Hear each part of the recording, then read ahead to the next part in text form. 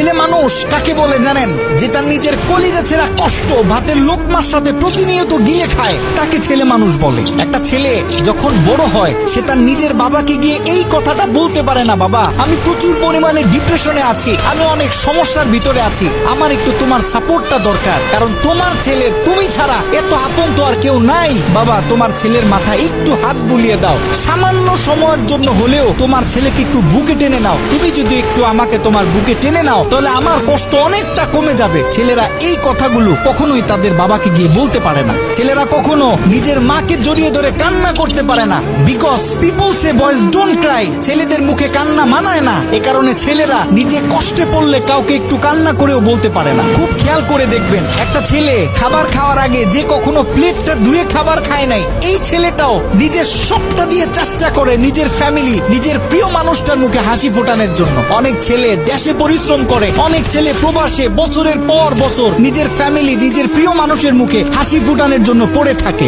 দিন শেষে ছেলেদের মুখে হাসি ফোটানোর মতো কাউকে পাওয়া যায় না। আমি মনে করি boys are the best actor in the world. এই পৃথিবীতে ছেলেরা হচ্ছে সব থেকে বড় অভিনেতা, কারণ ছেলেরা নিজেদের বুকে হাজার